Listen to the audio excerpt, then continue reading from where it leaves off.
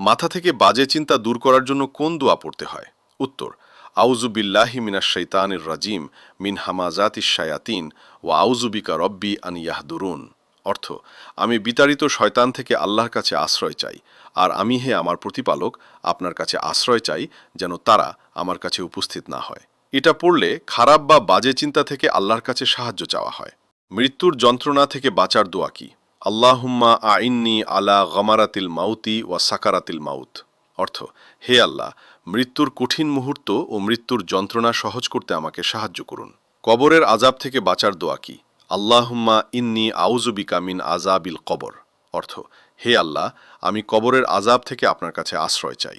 গুরুত্বপূর্ণ কথা, এই দোয়াগুলো বিভিন্ন হাদিসে অর্থের দিক থেকে পাওয়া যায়, তবে উচ্চারণে ছোটখাটো পার্থক্য থাকতে পারে। নিয়মিত নামাজের পরে ও দোয়ায় এগুলো পড়া। শয়তান আপনাকে বশ করেছে কিনা কিভাবে বুঝবেন? অকারণে প্রায় সময় মাথা ব্যথা করা। 2. শ্বাস আটকে যাওয়া। 3. কোন কারণ ছাড়াই কষ্ট পাওয়া। 4. অত্যাধিক মাথার চুল পড়ে যাওয়া। 5. অল্পতেই রাগান্বিত হয়ে যাওয়া। 6.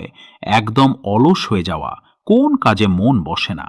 এমন একটি দোয়া যদি কোনো বান্দা প্রতিদিন তা সকালে 7 বার এবং সন্ধ্যায় 7 বার পড়ে, তাহলে আল্লাহ তার সব প্রয়োজন পূরণ করে দিবেন। আমি নিজে বলছি না, বরং আল্লাহর প্রিয় নবী হযরত মুহাম্মদ সাল্লাল্লাহু আলাইহি ওয়াসাল্লাম বলেছেন, যদি কেউ এই দোয়াটি পূর্ণ ইয়াকিন ছাড়া পড়েও তবুও আল্লাহ তার পড়ার বরকতে সব চাহিদা পূরণ করে দেন। দোয়াটি হলো: হাসবি আল্লাহু লা ইলাহা ইল্লাহু আলাইহি তাওয়াক্কালাতু ওয়া হুয়া রব্বুল আরশিল আজিম। অর্থ: আল্লাহই আমার জন্য যথেষ্ট, তিনি ছাড়া কোনো উপাস্য নেই, আমি তার উপরই ভরসা করি, আর তিনি মহান আরশের রব। রাসূল সাল্লাল্লাহু আলাইহি ওয়াসাল্লাম সুস্থ থাকার জন্য প্রতিদিন কোন দোয়া পড়তেন?